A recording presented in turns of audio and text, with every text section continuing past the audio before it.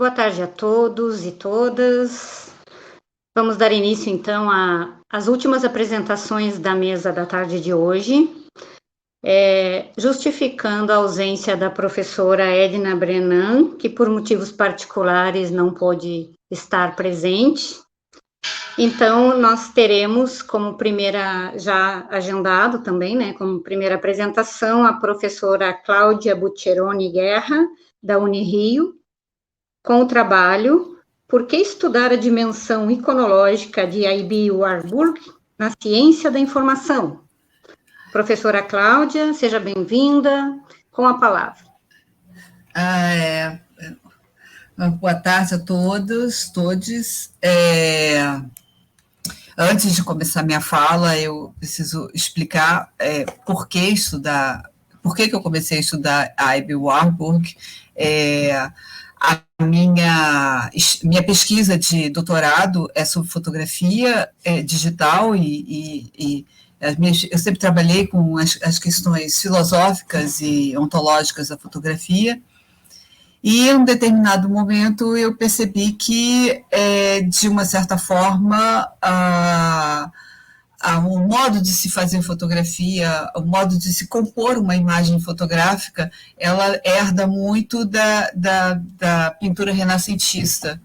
Então, vários autores colocam isso, né, a questão da perspectiva, a questão da composição, e aí, a partir daí, eu comecei a estudar arte renascentista e entrei em contato com esse grande pesquisador de história da arte, e principalmente da arte renascentista, que é o I.B. Warburg. Então, o que eu vou apresentar aqui é mais ou menos as bases do meu projeto de pesquisa atual, né, que tenho dois alunos orientandos, né, com bolsa de iniciação científica, e a pesquisa está em andamento, né, então não tenho dados conclusivos ainda. Mas devo apresentar também quem foi I.B. Warburg, né? Ele foi de uma família rica, uma história, um folclore, né? Na verdade, é uma história folclórica, mas o I.B. ele é de uma família judia rica de Hamburgo, no início do século, no final do século XIX. Ele nasceu em 1866, e diz a lenda que ele era o filho mais velho dessa família e ele herdaria o banco do pai, né? E ele abriu mão dessa herança em nome do seu irmão mais novo com a seguinte condição, que o irmão desse para ele todos os livros que ele precisasse na vida, né? Então, a partir daí que nasce a biblioteca do I.B. Warburg. Ele começa a estudar pintura renascentista, principalmente de Florença, né? Os pintores que ele mais estuda, a primeira tese dele é sobre Botticelli, e ele trabalha também com Ghirlandaio e outros pintores da primeira fase renascentista, né? E ele cria uma teoria. Ele cria uma teoria que ele é considerado o pai da iconologia. Iconologia é um termo que o primeiro tratado de iconologia é do século XVI, de Cesare Ripa, que é na verdade, uma forma de análise, um método de análise de imagens, de pinturas, de arte, né? E o termo iconologia, ele se torna famoso através da pesquisa de Erwin Panofsky, que é outro teórico da pintura, teórico da arte, né, que é muito utilizado, aí que a gente entra com a ciência da informação e entra com a classificação, ele é muito utilizado como um método de análise de imagem, seja ela de arte, fotografia. Até hoje, os vários autores trabalham com isso. E o I.B. Warburg, ele estuda, então, história renascentista, é bem interessante os artigos dele, mas ele corre por fora do meio acadêmico. Na verdade, ele não foi professor de nenhuma escola, ele tinha uma carreira, não é diletante, porque eu tenho medo dessa palavra diletante, porque ela parece que é uma coisa amadora, mas não há nada de amador na pesquisa do Ibe. Mas ele é tão arrojado o pensamento dele e as pesquisas dele que ele não conseguiu, durante a sua vida, entrar na universidade, né, no meio acadêmico, de uma maneira efetiva. Interessante, ele busca, dentro dessa análise iconológica, busca padrões que transcendem épocas, né? Padrões de arte, na arte, na composição do quadro, no que tem no quadro, que transcendem gerações. Então, tanto que um dos livros dele, que é publicado pela Companhia das Letras, chama-se História de Fantasmas para Gente Grande. Ele falava isso, que a pesquisa que ele faz são História de Fantasmas para Gente Grande. E o livro dele sobre... Eu ia deixar aqui a capa, mas acabou que deixei de lado. Mas eu vou... Então, ele faz várias pesquisas, ele escreve vários papers, ele não escreve livros, né? E sobre vários assuntos, sobre a tese dele sobre Botticelli, sobre 2 quadros de Botticelli, Nascimento de Vênus e a Primavera, que são 2 quadros que, na verdade, segundo o Ibe, um é complemento do outro, né? E ele vai explicando por quê. E existem certos gestos, certas composições nesses 2 quadros que estão ligados nessa questão da análise iconológica, quando você percebe que, para ele, a herança da antiguidade, porque quem trabalha com arte renascentista sabe que temáticas da antiguidade vão sendo retomadas desse período, né, século XV e XVI, né, e em contraponto com a arte medieval, em que as temáticas eram basicamente religiosas.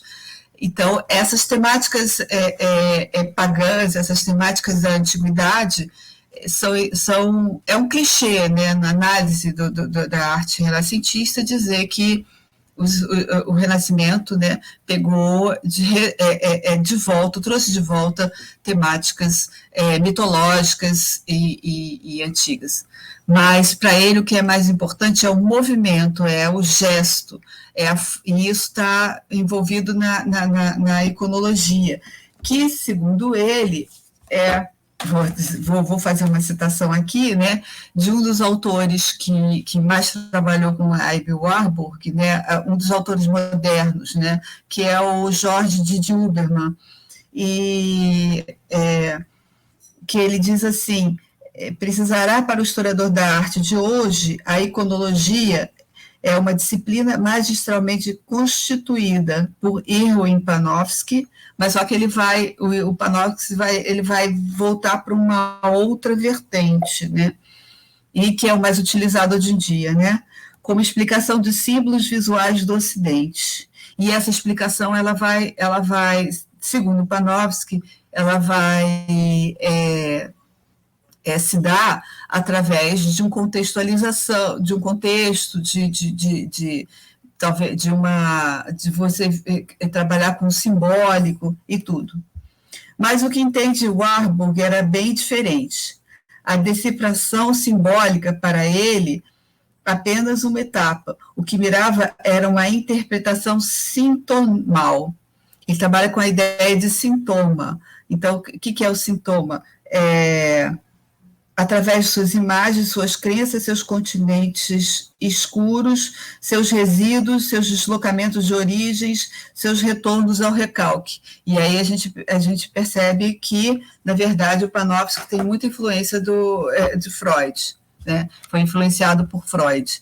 E aí, para ele buscar, aí você vê, existe uma estátua que, na verdade, é romana, mas foi... é uma cópia de uma estátua grega que não existe mais, né, que é o Laocoonte.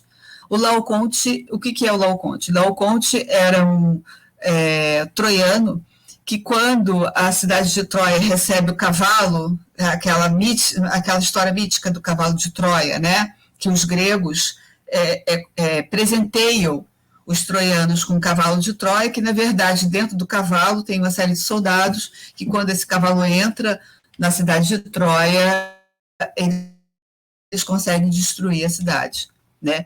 O Laocoonte, quando ele é um troiano, ele é um ancião, né? E os filhos dele, quando ele percebe, quando ele vê o cavalo, ele percebe que tem alguma coisa errada e tenta alertar a população de Troia de que, na verdade, aquele presente era uma cilada.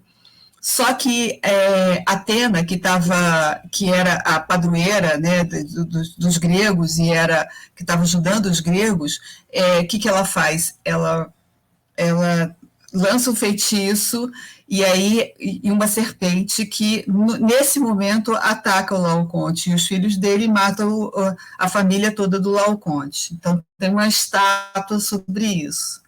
E aí existe essa coisa da serpente que mata, o movimento da serpente cercando o Laocoonte, é muito interessante. E aí o que acontece? Estudando isso, ele descobre que existe um ritual da serpente entre os índios Hopi no interior dos Estados Unidos, né, lá naquela região do desértico, né, lá do Texas, sei lá, aquela região dos Estados Unidos que tem os índios Hopi, os Pueblos. Então ele vai para lá e passa 6 meses estudando o ritual da serpente dos índios Hopis para poder entender um pouco mais desse movimento da cobra na arte renascentista. É bem interessante isso. E aí, a partir daí, ele cria essa categoria que ele chama de Naschleber. Naschleber que significaria a pós-morte, ou tem um outro termo, pós-morte, ou esqueci agora. A sobrevivência de determinadas categorias que ele vai tentar dar conta dessas sobrevivências, dessas categorias que perpassam civilizações, perpassam culturas, diversas culturas, né? E aí, no final da vida dele, ele tem um projeto maior que infelizmente não vai ser executado, que ele morre do coração em 1929, ele morre, mas aí ele quer criar que ele chama de Atlas Mnemosine, que é justamente um repertório de imagens sintomais, de imagens que perpassam diversas civilizações, e esse repertório, esse atlas, ele não tem texto, ele é todo umas colagens de imagem, né? Então, o trabalho dele é muito arrojado e eu tenho visto, por exemplo, no simpósio que teve durante a pandemia no Instituto Moreira Salles, sobre preservação de fotografias digitais, ele já pensando em trabalhar uma forma de arranjo baseada no Atlas Mnemosine de Amy Warburg. Então, é um assunto muito interessante e que está sendo, principalmente aqui no Brasil, lá fora já está sendo estudado há mais tempo, né? É uma coisa um pouco recente. Bom, no meu projeto, eu queria justamente trabalhar com essa perspectiva de retomar a definição, quer dizer, retomar o que é a iconologia para o Panofsky, para o Amy Warburg, né? E como ela pode ser utilizada nas descrições e indexações, né? Que é na representação, na verdade, que é um dos ramos da ciência da informação. E aí eu vou ler uma parte aqui. Em seu artigo sobre indexação de imagens, a pesquisadora Sarah Chatford define seu objeto de estudo como imagens representacionais. fotografias, desenhos, pinturas, slides, impressos ou qualquer item bidimensional estático que contém informação em forma de uma imagem representacional. Para estabelecer os princípios de uma indexação de imagens, a Chatford, num artigo escrito em 1986, recorre à teoria descritiva do historiador da arte Erwin Panofsky. Lembrando que o Panofsky foi um dos alunos do Abbe Warburg, que em seu estudo sobre a arte do Renascimento desenvolveu os princípios de uma descrição baseada em 3 níveis de significado, que poderiam ser aplicados em qualquer representação imagética. O primeiro seria o pré-iconográfico, definido como um assunto primário, natural, fatual ou expressional, que seria a descrição genérica dos objetos, casa, árvore, carro, bola, etc. O segundo seria o nível iconográfico, que seria o nível secundário ou convencional, e a percepção desse nível requer familiaridade com o objeto e eventos que possibilita a identificação das suas especificidades. Nesse nível participam termos como representação de ideias, temas, conceitos, alegorias ou histórias, pertencentes ao nível da análise. E, por fim, que é o mais difícil, que é o menos compreendido pela turma que trabalha com indexação, com essa tríade, com essas categorias de Panofsky, é o iconológico. E aí ele diz assim: esse é o nível do significado intrínseco, da interpretação, da análise subjetiva. A interpretação iconológica baseada em acurada análise pré-iconográfica descritiva e numa correta análise iconográfica da imagem, porém, pelo seu aspecto subjetivo, o nível iconológico varia de acordo com quem o descreve. Então, o Panofsky, para a prática descritiva e de indexação de imagens, esse nível é bem complexo, porque se varia de acordo com quem descreve, ele não pode servir para uma representação, para uma recuperação de informação, É bem complicado isso. A teoria de Panofsky é ainda hoje bastante utilizada na descrição, classificação e indexação de documentos imagéticos. Ed Rasmussen, que é outro cientista da informação que trabalha com essas categorias, também a considera útil nos sistemas de informação visuais.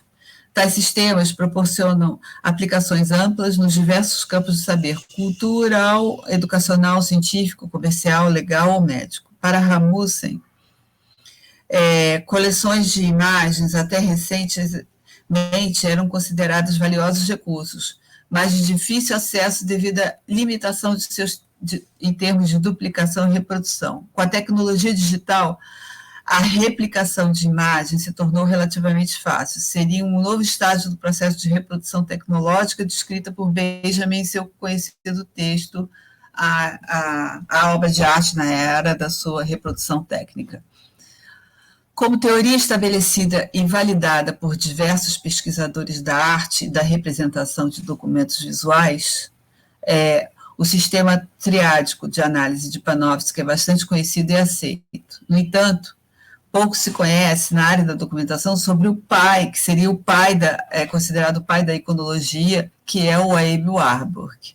E aí a gente tem que destacar o papel do George T. Huberman, de trazer de volta, nos seus vários livros, ele sempre cita o Abbe Warburg, e trazer de volta a presença desse teórico tão interessante, mas que é pouco conhecido. Então, eu já falei também da vida do Abbe. Infelizmente, ele não completou sua obra, a obra principal, que seria o Atlas Mnemosine, porque ele morreu em 1929 de um ataque cardíaco. E aqui, para o pessoal da biblioteconomia, vale lembrar que existe uma narrativa muito interessante sobre a questão da biblioteca dele, porque na década de 30, com a ascensão do nazismo, né, com a ascensão de Hitler ao poder, a biblioteca dele foi ameaçada, né? Então, eles conseguiram, em 1933, os bibliotecários, a Bing e o outro bibliotecário dele, que agora me falha o nome, conseguiram transferir essa biblioteca para a Inglaterra. Né? Parte da biblioteca, a outra parte foi parar num campo de concentração. É uma história assim que merece uma narrativa no futuro. Segundo Brad Camp e Dias, eles escreveram a introdução no livro do Abe Warburg. Mas eles dizem o seguinte: o conceito de cronologia, segundo Warburg, parte da forma das obras de artes e da migração de temas, né? Como eu falei, aquela migração de temas, né? Que você vê o tema da serpente na mitologia grega, mas você vê o tema da serpente também nos índios Hopi, nos pueblos da América. Mas desenvolve a compreensão desses temas dentro de um sistema contextual ligado à história cultural. Na prática documentária de descrição e indexação de imagens, que no meu caso, é a fotografia, mais especificamente, né? A contextualização é a parte mais desafiante, pois exige do profissional conhecimentos extracurriculares num ato interdisciplinar. Todo o processo de Abe Warburg, ele tem uma essência interdisciplinar. É preciso você ter vários conhecimentos, né? De antropologia, de história, de arte, sabe, vários conhecimentos culturais para poder dar conta dessa dimensão iconológica, né? A professora Johanna Smith, né, elenca para fins documentários 3 níveis informacionais da imagem fotográfica: o suporte, o objeto fotográfico, né, a fotografia em si, a expressão fotográfica, a forma adotada para expressar o que quer transmitir pela imagem, e o conteúdo informacional, aquilo que a imagem mostra. Segundo Smith, a imagem fotográfica aponta para uma peculiaridade: a falta de clareza entre os limites da forma e do conteúdo. Este deve ser analisado justapondo-se a imagem a outra categoria de variáveis, dando dados oriundos da formação, da geração de imagens fotográficas, tais como ângulo, enquadramento, tempo de exposição, cor, luminosidade, etc. Aqui é um problema que, por exemplo, um grande arquivo de fotografias, né, como que tem uma prática apurada de indexação, de descrição e de preservação de fotografias, que, por exemplo, que é o Instituto Moreira Salles, ele coloca nos seus dados informacionais, nos metadados, né, das imagens, né, o tipo de fotografia que é, o tipo de captura que foi, né? E acontece que quem vai indexar, quem vai descrever essas imagens, essas fotografias, muitas vezes não tem conhecimento da técnica fotográfica. É por isso que eu tenho uma disciplina no âmbito da Unirio, que eu dou aula para alunos da biblioteconomia, museologia e, eventualmente, arquivologia. Eu tenho uma disciplina optativa que é justamente para mostrar para os alunos como é que é a prática fotográfica, como é que se faz uma foto, qual é o mecanismo, né, de fazer a foto, revelação, fixação, suporte, os diversos suportes, diversas formas de câmera, eles aprenderem para quando eles forem descrever uma fotografia, eles têm essa informação, né? Faltam 23 minutos, eu tenho que correr.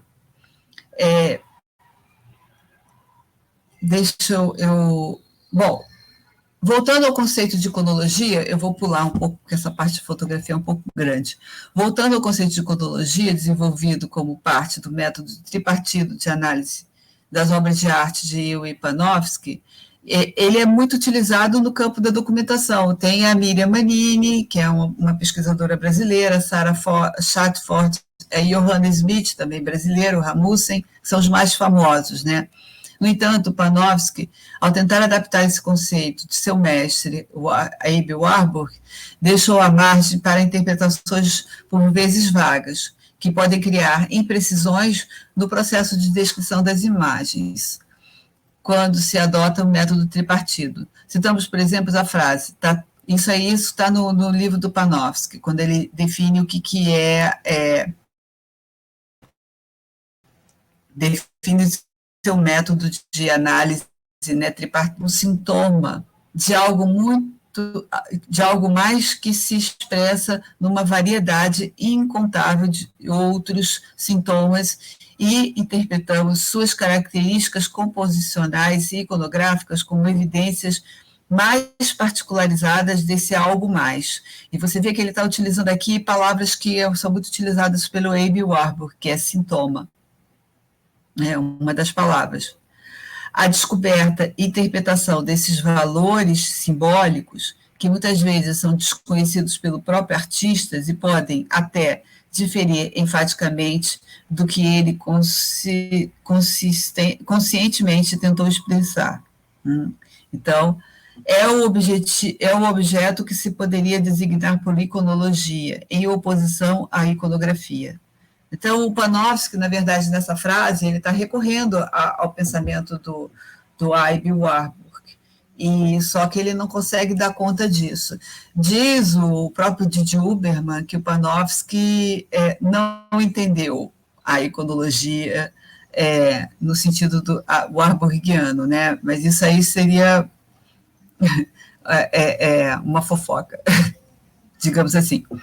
Por outro lado, o Warburg, considerado criador do conceito, né, de iconologia, é raramente citado na área de documentação de imagens. Tal fato se dá por motivos vários. Pouca aderência ao meio acadêmico, como eu já tinha falado, que ele transitou pouco pelo meio acadêmico, né? Só que ele é recentemente recuperado por grandes pensadores, né, que para mim são de leitura obrigatória, que é o historiador Carlo Ginzburg, né, o pesquisador de imagem e filósofo também, Jorge Didi Huberman, que eu já citei, e o filósofo George Agamben. Né. A sua morte precoce possibilitou o desenvolvimento mais aprofundado das suas ideias, esse foi o problema. E o estabelecimento da sua proposta como paradigma, não houve, não deu tempo, né. No nosso entender, o conceito de iconologia de Warburg se relaciona a uma rede interdisciplinar que abrange história da arte, filosofia, história cultural, psicanálise, que possibilita enquadrar esse extrato metodológico como locus da análise contextual que os outros níveis de Panofsky não alcançam, que é o pré-iconográfico e o iconográfico. Então, acho que meu tempo já acabou, né? Não sei se já foi. A nossa proposta de pesquisa, a minha atual pesquisa agora, é justamente retornar, tentar criar uma forma de utilizar as ideias do Aby Warburg como uma ferramenta de análise de imagens, no meu caso, basicamente imagens fotográficas. Boa tarde, e acho que está bom, né? Obrigada pela apresentação, professora Cláudia.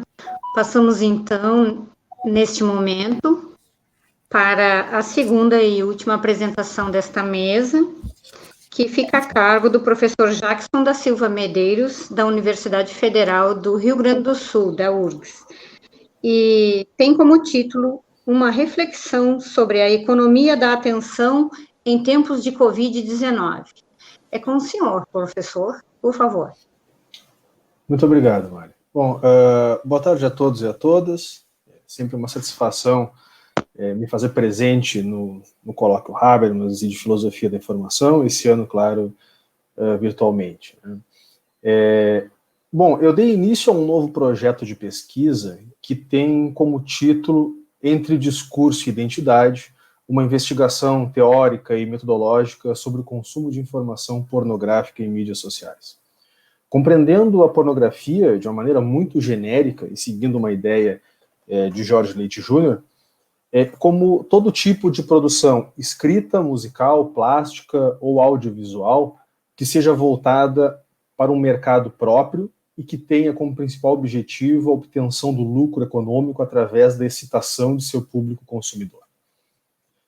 Esse trabalho aqui, então, que eu apresento, ele é um fruto muito inicial, na realidade, uma provocação, uma reflexão, como a gente indica no título, sobre aquilo que eu comecei a pensar e eu compartilhei algum desses alfarrábios com a Verônica Scartassini, que coassina esse trabalho comigo.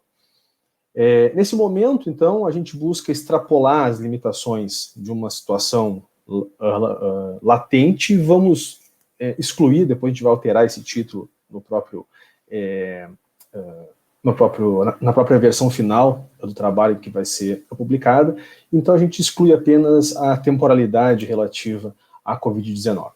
Então nossas conversas acabaram se aglutinando nesse processo de ideias que agora eu sigo. Em 2014, o Facebook conduziu um experimento sem consentimento explícito com aproximadamente 700 mil usuários. Estes eram divididos em 2 grupos que recebiam, ao mesmo tempo, interfaces e ferramentas diferenciadas da plataforma e coletavam os dados referentes às reações positivas e negativas. Melhor dizendo, o comportamento positivo ou negativo era coletado, armazenado e manipulado. Como Luke Stark menciona, a partir do estudo conduzido pela experiência do Facebook em testes com usuários, chamado de contágio emocional, a negatividade exposta em plataformas digitais pode levar um sujeito a não utilizar a plataforma. Os desafios e impactos desse tipo de experimento vão ser sentidos ao longo dos próximos anos, das próximas décadas, com reflexos sociais, políticos, econômicos, nas relações internacionais, etc. Esse trabalho não se enquadra em uma consideração da política ou da economia em si, mas sim em uma reflexão sobre o político, que é desencadeado pela economia da atenção em plataformas digitais de comunicação. É um levantar inicial, uma provocação de elementos sobre o seu nível ontológico, aquilo que Chantal Mouffe entendeu como a dimensão do antagonismo constitutiva das sociedades humanas. Isso é particularmente importante porque mostra a necessidade vívida da sociedade de ver o outro, onde sua existência está condicionada à existência do outro. A aniquilação do outro, visto como adversário, não traz soluções, mas apenas empreende o sujeito sem destino. Além do mais, permite estudar, compreender, analisar, sempre em parte, obviamente, a construção de subjetividades que, nos parece, aceleram um despertar neoliberal que trabalha em constante manutenção dos seus atos em rumo perpétuo.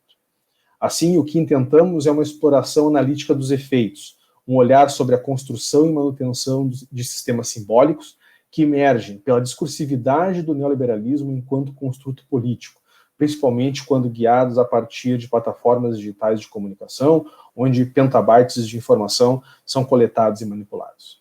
Em tempos atuais, nossa perspectiva é compreender este alicerce de pensamento. Ainda que o trabalho não pretenda ser exaustivo, e sim uma provocação nesse momento, pretende que sirva de ensejo para algumas reflexões, e cremos que pode trazer à lume desdobramentos teóricos que possibilitem compreender os efeitos daquilo que efetivamente busca, isto é, a disseminação de um discurso neoliberal que se utiliza desses dispositivos para instaurar uma economia da atenção. Nietzsche é muito criterioso em sua perspectiva política sobre a razão e sua materialização no Estado. Entende que este ente ordenador é em essência totalitário, pois ao centralizar em si como a realidade deve ser, impõe coerções que cerceiam paixões, desejos, opõe-se assim à tese russoniana de ordenamento pelo contrato social. Isso desemboca, ainda segundo o filósofo, em uma vontade de poder, oriunda da própria condição humana. Podemos dizer, simplisticamente, que o Estado moderno se ocupa com a centralização da atividade administrativa, amplo senso, gerenciando território, população e poder, e que isso institui ordens relativas ao capital, ao trabalho e à soberania e à legitimidade. Envolve ainda os processos de socialização, aprendizado contínuo de valores, normas e hábitos que possibilitam ajustes aos costumes da sociedade que permitem compreender o sujeito como membro desta. Isso confere identidade, isto é, um agregado de elementos culturais e políticos que são dispostos e possibilitam compreensão dos próprios sujeitos e, por consequência, do Estado. Esse contexto trava disputas entre o que é visível e assimilável e o que é invisível e deve ser despercebido. Falar de Estado é, na modernidade, trazer diversas questões à luz. Queremos ressaltar aqui apenas uma, a questão econômica. Em um recorte, podemos pensar a partir de Keynes, o qual passa a ser a sustentação das políticas econômicas após a crise de 29, principalmente a partir da Segunda Guerra Mundial. As ideias keynesianas aproveitaram o momento de maior instabilidade do capitalismo, indicando suas causas e realizando proposições para sair daquela crise.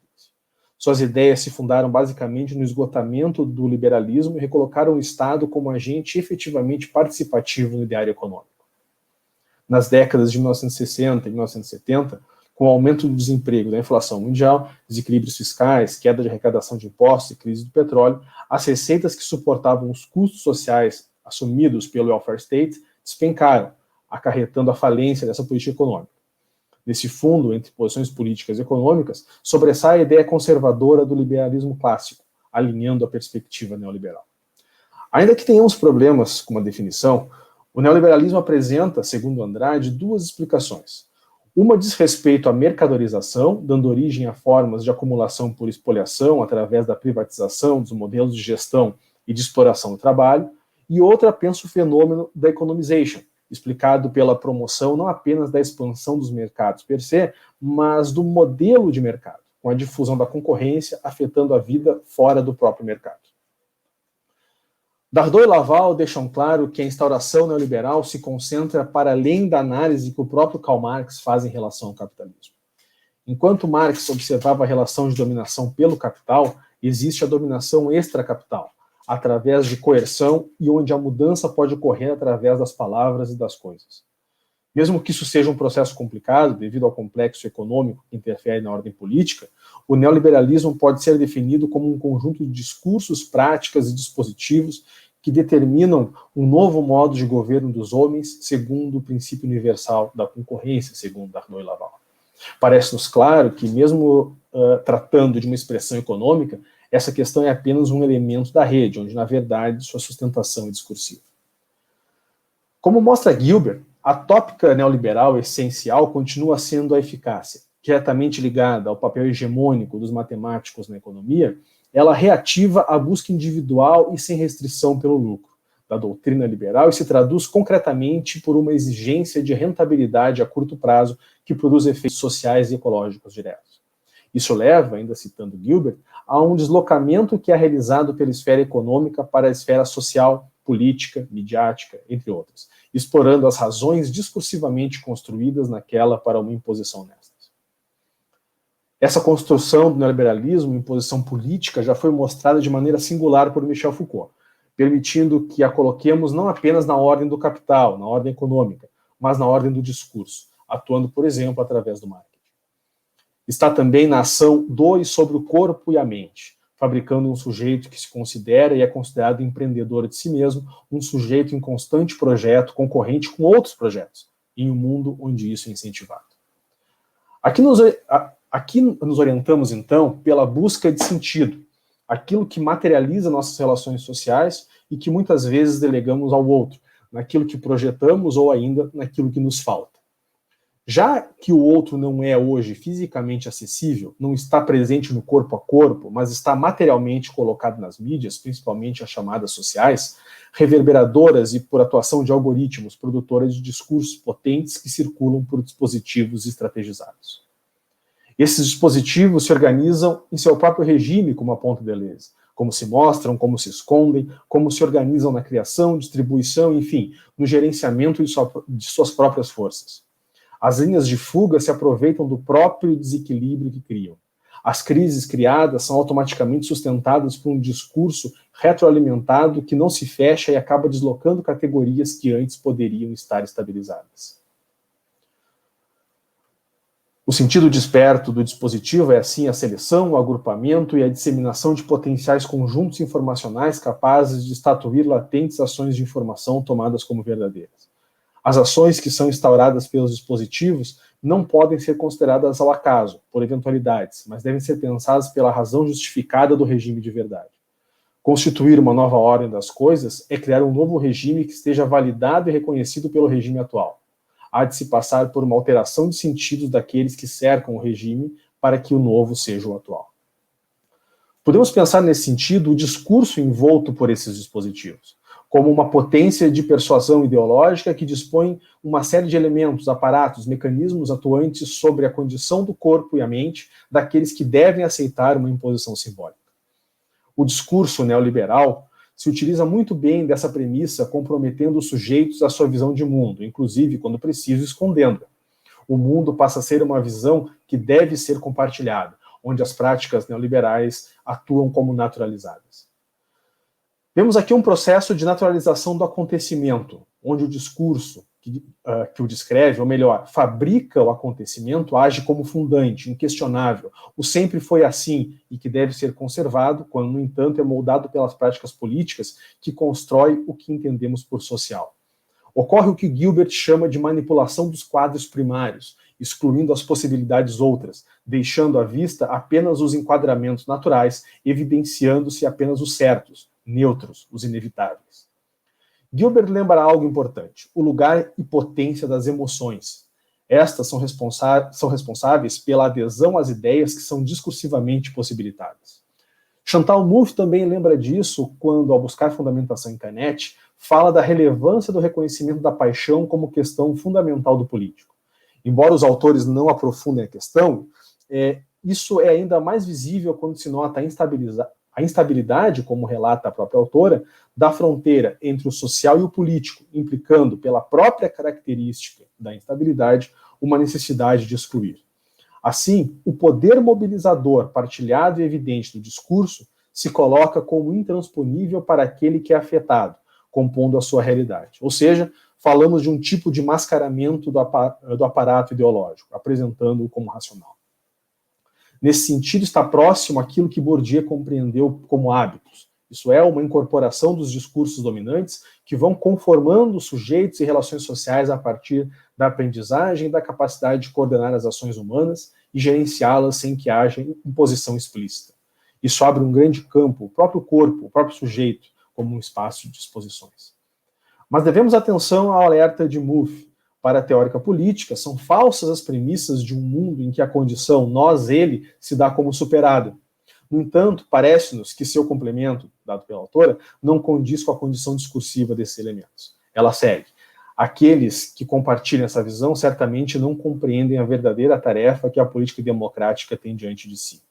O que colocamos aqui, alinhados a autores como Foucault, Deleuze e Byung-Chul Han, para ficarem apenas alguns, não diz respeito a uma não compreensão do efeito político dessa assimilação de um consenso, mas de uma estratégia sobre o político que coloca o pensamento sobre um lugar errado, como a própria autora se refere na mesma obra. Mas que vai além, colocando o positivo, o fluxo contínuo, como uma esfera da condição de existência. Ora, se, como observa Mouffe, uma relação agonística permite compreender as contingências sempre precárias de um sistema político-econômico, é sempre importante destacar que isso leva, a partir dessa compreensão, a uma luta de resistência entre adversários que têm suas existências na compreensão do outro. Sendo assim, tudo se torna uma sociedade politicamente instituída, destituída de neutralidade. O acontecimento é, ao lado de Foucault, fruto de práticas hegemônicas anteriores. Entendemos que essas sistematizações apenas levantadas atualmente habitam o contexto digital de maneira extremamente potente. Suas linhas de fuga estão cada vez mais fugazes, principalmente ao observarmos que a comunicação que se desloca pelas mídias sociais opera pela fluidez, pela sistematização de elementos contínuos e que se relacionam ao positivo e que se posicionam ao lado da economia da atenção. Parece que atualmente a informação precisa manter dois elementos básicos imbricados para fazer sentido para os sujeitos. Em primeiro lugar, deve ser atrativa, perceptível, até mesmo chocante.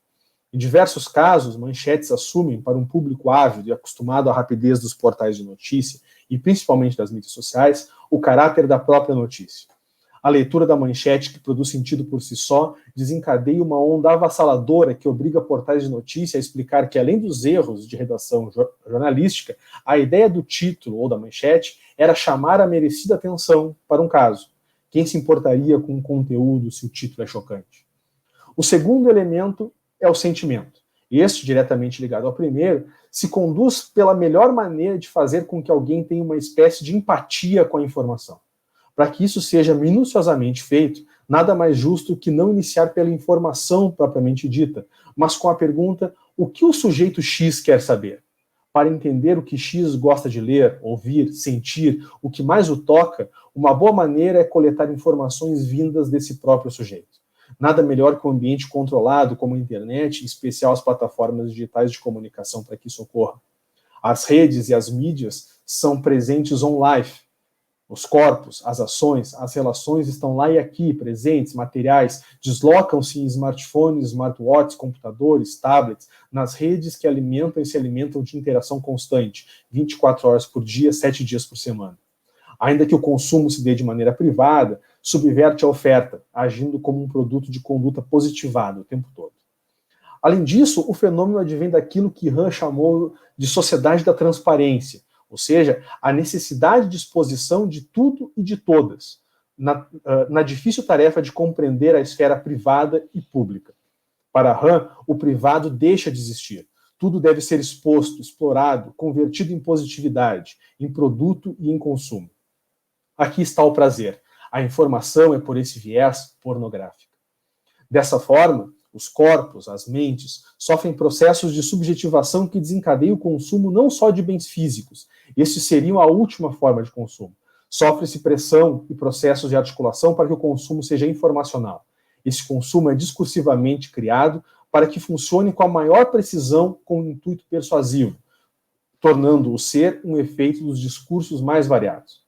O consumo de informação, ainda que possa depender do tipo de rede propriamente dita, algumas específicas de fotos, outras de vídeos, outras de texto, qualquer uma, compreende o enxergar o eu no outro, em querer, no desejo.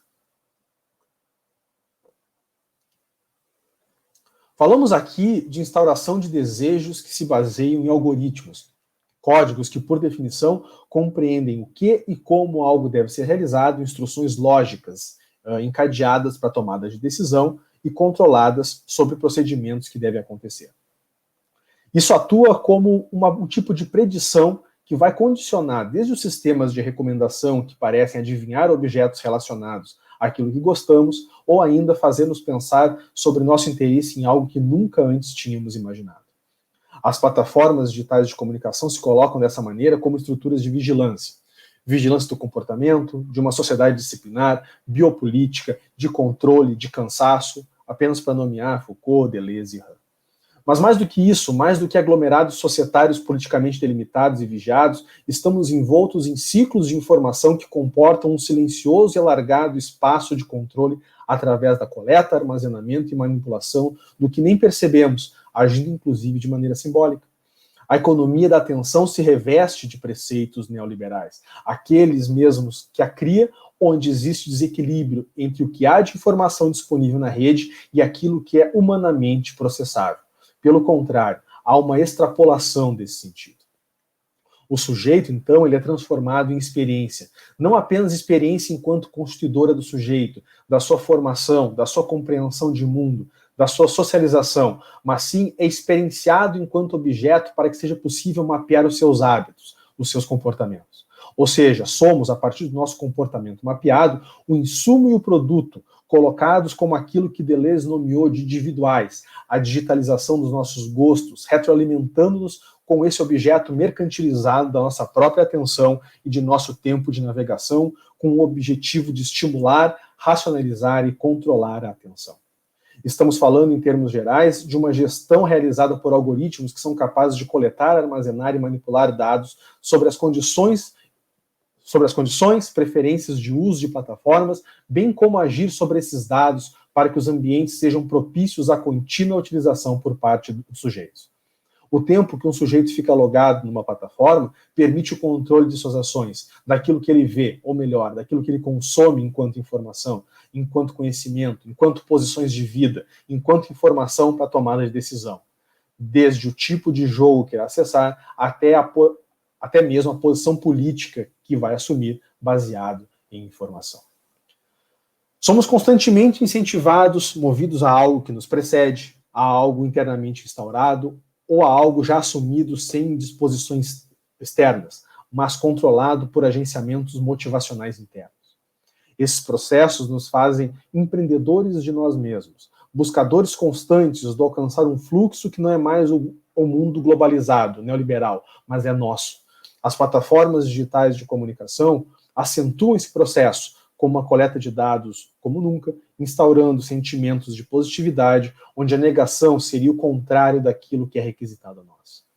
Pelo que foi brevemente levantado, associamos-nos a Byung-Chul Han para declarar a necessária autoimposição de negatividade.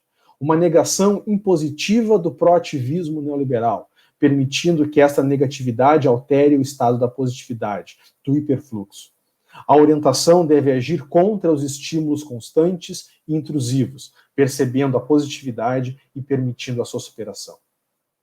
Ao tentar um fechamento, é importante recuperar uma passagem escrita por Marshall McLuhan no trabalho Os Meios de Comunicação como Extensões do Homem, de 1964. Poucos direitos nos restam a partir do momento em que submetemos nossos sistemas nervoso e sensorial à manipulação particular daqueles que procuram lucrar arrendando nossos olhos, ouvidos e nervos. Alugar nossos olhos, ouvidos e nervos para os interesses particulares é o mesmo que transferir a conversação comum para uma empresa particular ou dar a atmosfera terrestre em monopólio a uma companhia. Ao assumir o que as criam, as mídias sociais se colocam como canais neoliberais, de produção de subjetividade empreendedora, de comunicação em fluxo constante, sem parar, excluindo o antagônico.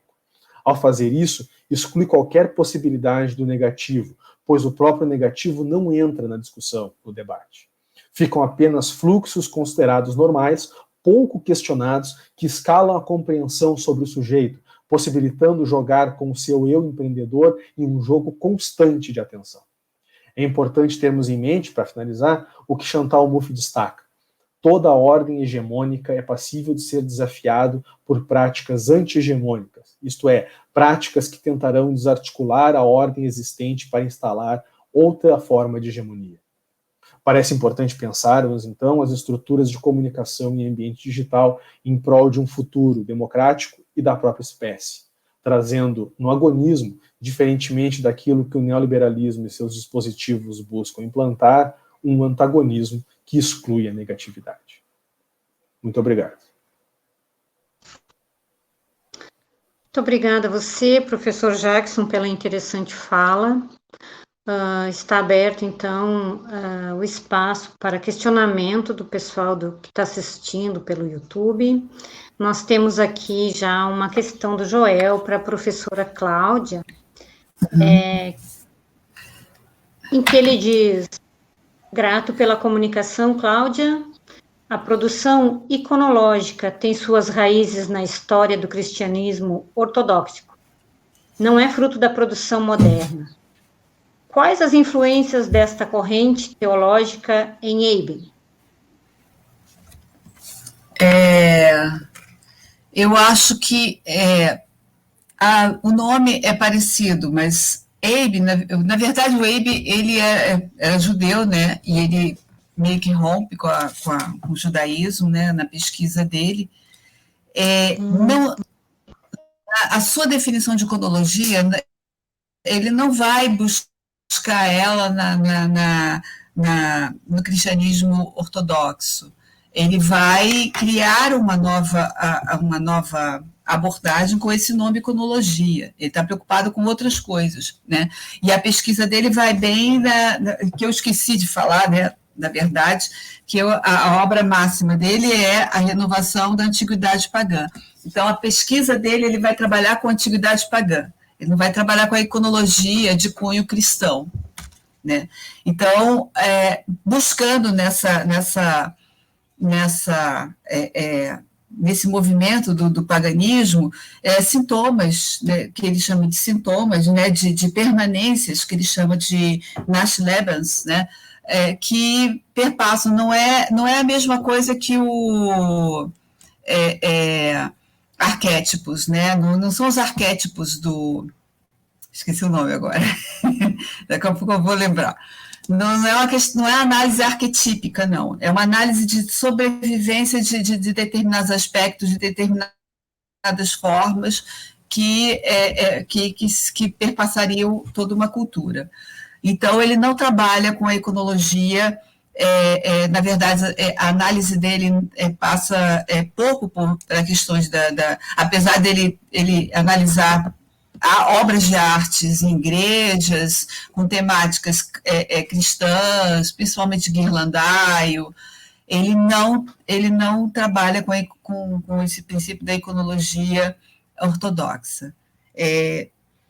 E eu tento lembrar que essa questão da imagem, né, a gente tem também, por exemplo, por isso que eu acho que um retorno ao paganismo é sempre bem interessante, né, no caso, lembrando das 100 múmias egípcias que foram descobertas recentemente, né, no Egito, né, que muitas delas eles têm a ideia do imago, quer dizer, o rosto pintado à semelhança do morto, né?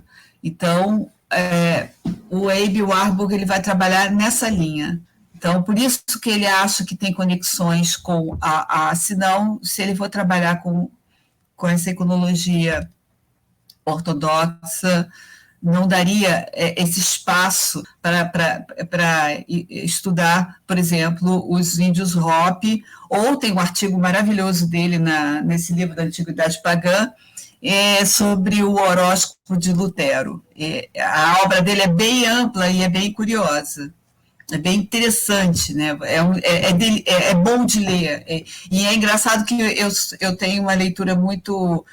eu já li quase tudo, praticamente tudo do Carlo Ginzburg, é o mesmo estilo, e o Carlo Ginzburg, na juventude dele, ele recebeu uma bolsa do Instituto Warburg, então ele tem a influência do Warburg muito forte no próprio estilo da escrita, né? Isso é só um dado. E depois quero fazer uma pergunta para o Jackson, se não tiver, né, entrar na fila. Não, aqui no chat eu não estou vendo nenhuma outra questão, então a senhora pode ficar à vontade. Jackson, achei muito interessante o seu trabalho, mas eu gostaria de saber se você conhece um autor chamado Jonathan Crary, que ele trabalha com questões de percepção. Eu utilizo muito ele porque eu trabalho com fotografia e ele tem muitos textos sobre fotografia, né? Agora, tem um livrinho que eu acabei de ler que é delicioso, que é a sua cara, assim, a cara da sua pesquisa, que é esse aqui, olha. Já viu esse livro? Sim. Já leu? Cara, lê esse livro. Lê esse livro. É muito interessante.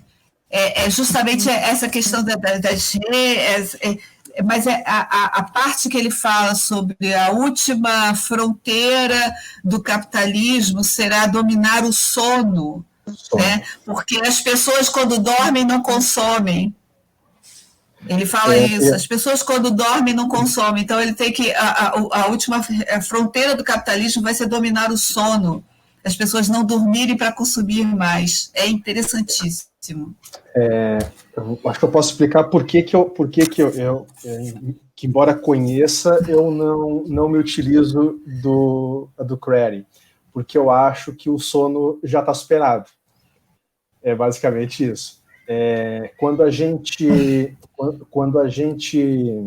dorme, a gente sempre deixa um telefone carregando para o dia seguinte, e muitas vezes com a ativação de algumas ferramentas métricas dentro do próprio dispositivo para monitorar sono, monitorar ronco, monitorar respiração, a gente está fornecendo informações para esse tipo de dispositivo que vai ser usado de alguma maneira, né? E aí entra numa área que, obviamente, eu não tenho conhecimento próprio para discutir, mas é como que isso pode interferir, como que isso, e eu comento em alguma parte do trabalho, como que isso retroalimenta. Porque como que o próprio sono ele vai ser afetado para que essa produção, baseada naqueles insumos que eu mesmo dei para aquele dispositivo, ele possa afetar o meu sistema. Então, me parece que a questão do sono já é uma barreira que já está quase vencida, né? Porque, claro que a gente pode criar uma discussão no sentido de dizer, olha, durante o sono eu não produzo. Se eu levar a uma relação anterior, que é essa que eu tô pensando, durante o sono a gente produz dados. Não é à toa que, por exemplo, empresas de telefonia compram determinados dados para saber qual é o horário de sono de determinadas pessoas, qual é o horário de trabalho, para que possam fazer ligações de marketing em horários próprios, para que alguns indivíduos tenham maior estímulo a comprar produtos, né? Então, isso talvez nós nunca saberemos, né? Tem um pesquisador, o Frank Pasquale, que ele vai dizer assim,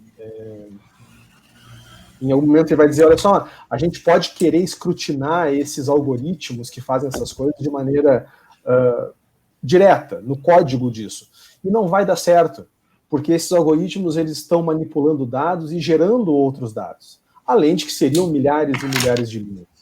Então, quem tem esse segredo são as empresas, a gente produz dados para eles, né? A gente todo mundo tem um e-mail no Gmail, no Hotmail, qualquer e-mail da vida, né?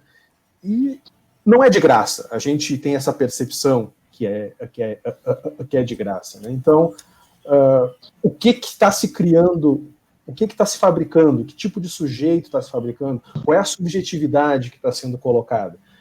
Essa é uma discussão que eu tenho, existem tantas variáveis nesse processo, que a que mais me chama a atenção nesse momento, como eu tentei destacar ali, é a questão da emoção, do desejo, da paixão, daquilo que se torna até pornográfico pela informação exposta, como o Byung-Chul Han diz. E talvez eu tenha que seguir em algum desses caminhos e outros não vai ter como.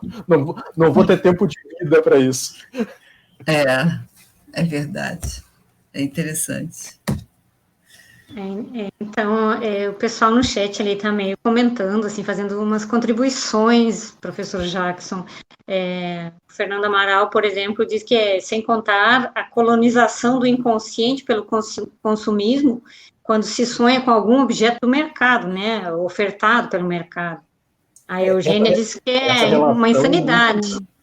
Essa relação ela é muito complicada, porque são estudos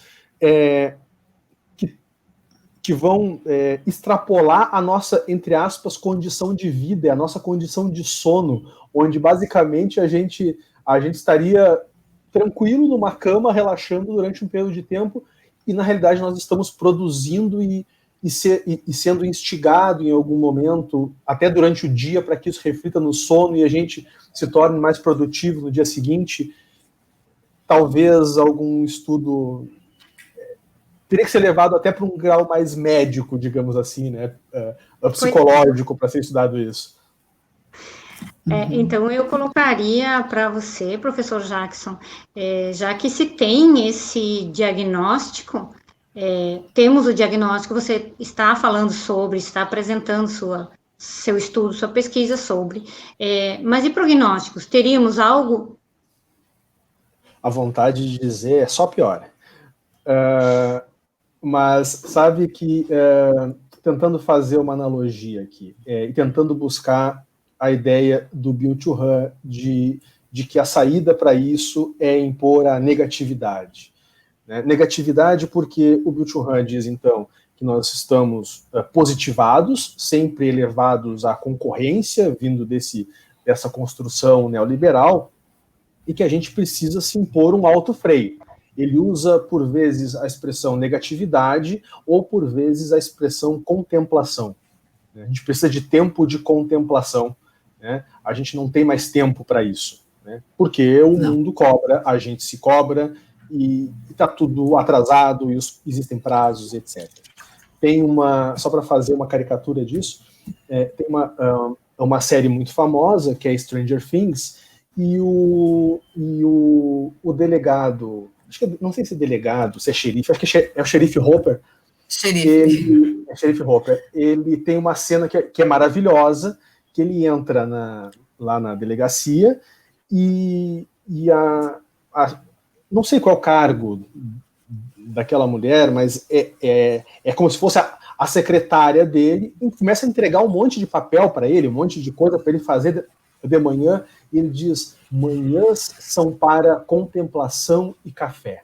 Mornings are for contemplation and coffee. Sim, eu concordo com ele, eu adoro manhãs de contemplação e café, mas qual é a possibilidade real que a gente tem disso? Né? Então, é muito complicado dizer como fazer, porque a máxima do neoliberalismo já nos coloca como sujeitos dizendo: olha, se eu não fizer, outra pessoa vai fazer. O destaque vai ser dela. Ela vai colher frutos maiores. Né? Então, como é que eu me coloco nessa posição? Infelizmente, eu não vou ter resposta, claro, mas eu acho que essa visão do Byung-Chul Han pode ser um mote que a gente possa pegar e dizer: tá, como é que eu coloco alguma vou chamar de freio, mas não é isso, né? Algum pensar, alguma reflexão, algum espaço de contemplação, acho que aí sim, algum espaço de contemplação nesses processos que nós somos, ao mesmo tempo, produtores desses conteúdos e, ao mesmo tempo, afetados diretamente por esses conteúdos. Me parece que essa é uma estratégia, mas, ao mesmo tempo, cada estratégia vai ser diferente para cada indivíduo. Né? Então, possibilidades de não possibilidades, digamos assim. Professor Jackson, tem um questionamento do Joel, que ele agradece pela comunicação, né? E levanta o seguinte questionamento: o que te parece a noção de economia da gestão da vida e abandono de deixar morrer posta por Agamben? Em primeiro lugar, esclarecimento: eu não sou um leitor de Agamben. Eu li elementos de Agamben, mas não sou um leitor ávido dele, porque me prendo mais, por exemplo, às questões de biopolítica, embora obviamente o Agamben traga isso, mas as questões de biopolítica que eu coloco são muito mais relacionadas a Foucault, como um gerenciamento da vida. Né? Então, eu, infelizmente, eu não tenho como me posicionar em cima de Agamben, porque iria incorrer em determinados erros que eu não quero aqui. Mas tem até agora eu lembrei, tem um texto do Agamben publicado do início da pandemia, né, que foi um texto muito criticado, inclusive, né, um texto, eu não lembro onde que ele publicou, né, onde ele falava das questões do estado de sítio, então, que é uma coisa que ele também defende nos seus textos. Mas eu só li essas críticas, eu não tenho como discutir a Agamben, porque eu estaria entrando numa seara que eu falaria asneiras de verdade. Então, prefiro deixar de lado essa questão. Me desculpe quem fez a questão, mas está fora do meu escopo. Né? E aí eu me defendo até com uma passagem que o Foucault dizia. O Foucault dizia assim: nenhum intelectual ele precisa responder a algo que está fora do seu escopo de estudo. Então, só para botar uma autoridade de discurso aqui para chamar Foucault e para me defender nesse processo. Eu posso falar? Pode falar. Eu agora, na pandemia, fiz uma pesquisa junto com o meu orientando, né, tudo a ver, assunto leve, sobre fotografias de campos de concentração, e aí eu fiz uma leitura, já trabalhei com sobre a questão do Homo sapiens, as coisas que o Agamben fala sobre Auschwitz e tudo, né? O Homo sapiens é aquele que é o homem sagrado, mas é sagrado no sentido de que é entregue a Deus, que ele, se você matá-lo, você não vai receber nenhuma punição, né? E ele faz ele busca esse termo que é jurídico romano, aliás, para explicar mais ou menos o que aconteceu nos campos de concentração, principalmente no final da guerra, né? E aí eu meio que estudei isso, né? Agora, a questão de abandonar, de deixar morrer, eu realmente não sei, mas eu gosto, eu tenho lido alguma coisa de Agamben em relação a isso, mas em relação a porque foi fácil matar tanta gente nos campos de concentração, porque aquelas pessoas que estavam lá não questionaram, não perceberam. Então, aí a gente vai para a banalidade do mal da Hannah Arendt, né? E para mim, a leitura do livro dela, do Eichmann, em Jerusalém, foi essencial. Né? Você entender por que tanta gente foi morta, né? E aí esse discurso meio que volta, né? Porque essa coisa, principalmente uma pessoa como, uma pessoa nefasta como o nosso presidente, né? Que fala, e daí? Morreu tanta gente, e daí? Né? Um total descaso com a vida das pessoas, com a saúde, com a vida das pessoas, né? As pessoas que votaram nele, inclusive, sei lá, elegeram esse pesadelo. Enfim,